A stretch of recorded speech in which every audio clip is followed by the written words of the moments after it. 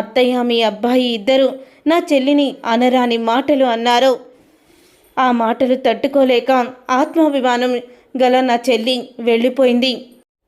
మీరు ఈ పరిస్థితికి రావడానికి కారణం నా చెల్లి అని మీ అబ్బాయి నా చెల్లిని అవమానపరిచాడు, నిందలు వేశాడు.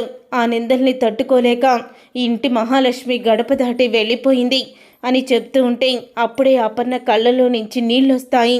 మమ్మీ ఎందుకు ఏడుస్తున్నావు మమ్మీ అని అంటూ ఉంటే అప్పుడే ఇక రాజుని చెయ్యి తీయమని అసలు విసుక్కుంటూ ఉంటుంది. అపర్ణ అయితే ఏంటొదినా, నీ కోడలు తప్పు చేసింది, మరి నీ కొడుకుని ఎందుకు నిందిస్తున్నావు? అసలు వాడు నీ గురించి ఎంత బాధపడ్డాడో, ఎంత టెన్షన్ పడ్డాడో మాకు తెలుసు అని రుద్రాని అంటూ ఉంటుంది. అప్పుడే ఇక రుద్రాని వంక అపర్ణ కోపంగా చూస్తుంది. ఇంతలో కనకం అయితే వస్తుంది.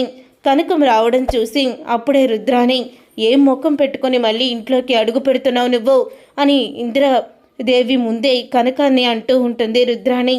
అప్పుడే ఇక ఇందిరాదేవి అయితే, రుద్రాని కనకాన్ని ఇంట్లోకి రావద్దనే హక్కు నీకు లేదు, ఇప్పటికే నువ్వు చాలా మాట్లాడావు, నోరు మూసుకొని పక్కకు నుంచో అని అంటూ ఇందిరాదేవి రుద్రానికి వార్నింగ్ ఇస్తుంది. అప్పుడే ఇక కనకమైతే అందరికీ కూడా నమస్కారం చేసి, నేను ఒక ముఖ్యమైన విషయం చెప్పాలని ఇక్కడికి వచ్చాను, ఫోను ద్వారా చెప్పొచ్చు కానీ అలా సభ్యత కాదు, కానీ ఆ విషయం మీ అందరికీ ఆనందింపచేసే విషయమే అని అంటూ ఉంటుంది కనకం. అప్పుడే ఇక అందరూ కూడా ఏంటి మీరు చెప్పాలనుకుంది అని అడుగుతూ ఉంటారు.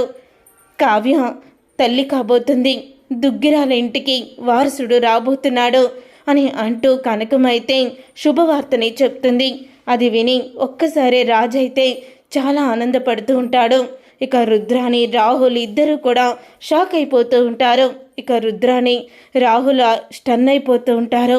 ఏంట్రా ఇది, ఆ కావ్యని తప్పించి ఈ అపర్ణని చంపేసి రాజ్యం వెళ్దామని మనం అనుకుంటే ఇప్పుడు ఆ కావ్య ప్రెగ్నెంట్ అయ్యి ఇంటికి వారసుండిస్తుందా? బిడ్డ అడ్డం పెట్టుకొని ఇప్పుడు ఇక్కడ వాళ్ళు అక్కడికి వెళ్తారు, అది ఇంటికి రావచ్చు అని అంటూ ఉంటుంది రుద్రాణి. అప్పుడే ఇక సీతారామయ్య అయితే, ఎంత మంచి శుభవార్త చెప్పావమ్మా, నేను బ్రతికుండగా ఇంటి వారసుడిని చూస్తానా లేదా అని ఎంతో భయపడ్డాను, కానీ నువ్వు మంచి వార్తని తీసుకువచ్చావు అని అంటూ సీతారామయ్య ఆనందపడుతూ ఉంటాడు. అప్పుడే ఇంకా మంచి వార్తే కానీ ఆనందం లేదు, ఎందుకంటే నా కూతురు అత్తగారింట్లో ఉండి ఇలా తల్లి కాబోతుందంటే ఆనందంగా వచ్చి సంతోషపడేదాన్ని, కానీ నా కూతురు ఇప్పుడు పుట్టింట్లో ఉంది, భర్తని వదిలేసి భర్త అన్న మాటలకి కృంగిపోతూ మానసికంగా నలిగిపోతుంది.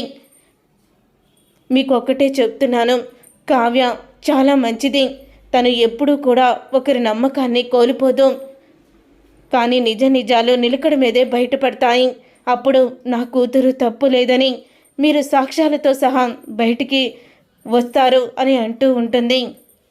కనకమైతే అని చెప్పి వెళ్ళిపోతుంది. అప్పుడే సీతారామయ్య, రాజ్ ఈ టైంలో పంతాలు పట్టింపులేంట్రా, మన వారసుడు కావ్య కడుపులో పెరుగుతున్నాడు, వెళ్ళి వెంటనే కావ్యని ఇంటికి తీసుకురా అని సీతారామయ్య అంటూ ఉంటే అప్పుడే రుద్రాని, అదేంటి నాన్న, రాజుకి ఇష్టం లేని పనులు చేయమంటారేంటి అని అంటూ ఉంటుంది రుద్రాని. ఇక నువ్వు మా విషయాల్లో జోక్యం చేసుకుంటే నువ్వు అడుగు పెట్టేది బయటికి అని సీతారామయ్య అయితే షాక్ ఇస్తాడు రుద్రానికి. ఇక అప్పుడే ఇక రుద్రాని అయితే నోరు మూసుకొని ఇక పక్కకైతే నుంచొని కోపంగా చూస్తూ ఉంటుంది. రాజు మాత్రం ఎటువంటి సమాధానం చెప్పడం, తను వెళ్ళిపోతాడు. అలా వెళ్ళిపోయిన తర్వాత ఇంటికి డాక్టర్ అయితే వస్తారు. ఇక డాక్టర్ వచ్చి ట్యాబ్లెట్లను పరీక్షించగా ఈ ట్యాబ్లెట్లు మారిపోయాయి అని చెప్తూ ఉంటాడు. అది విని ఒక్కసారి అందరూ షాక్ అయిపోతూ ఉంటారు. అసలు ట్యాబ్లెట్లు మారిపోవడం ఏంటి, అది ట్యాబ్లెట్ మారే ప్రసక్తే లేదు అని అంటూ ఉంటే, ఏముంది కావ్య మార్చేసి ఉంటుంది అని అంటూ ఉంటుంది రుద్రాణి. అప్పుడే ఇక అక్కడ ఉన్న స్వప్న అయితే సీసీ ఫుటేజ్ వీడియోలన్నీ కూడా చూస్తుంది. సీసీ ఫుటేజ్ వీడియోలు చూడగా దొంగతనంగా అపర్ణ గదిలోకి వెళ్ళి టెన్షన్ పడుతూ బయటికి వచ్చిన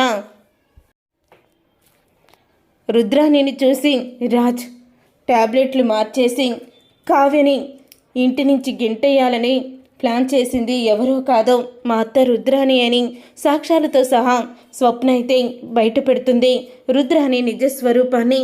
ఇక రుద్రాణి చేసిన కుట్రని తెలుసుకొని కావ్య విషయంలో తప్పు చేశానని రాజ్ అయితే చాలా అంటే చాలా కుమిలిపోతూ ఉంటాడు. చూసారుగా ఫ్రెండ్స్, రాబోయే కథలో ఖచ్చితంగా ఇలాగే జరగబోతుంది. మరి ఇలాగే జరగాలని మీరైతే కోరుకుంటున్నారా? అయితే వీడియోని తప్పకుండా లైక్ చేసి ఛానల్ని సబ్స్క్రైబ్ చేసుకొని పక్కనే ఉన్న గంట సింబలపై ఆల్ అని క్లిక్ చేయండి. అప్పుడే మేము పెట్టే ప్రతి వీడియో మీరు మిస్ కాకుండా చూసేయవచ్చు.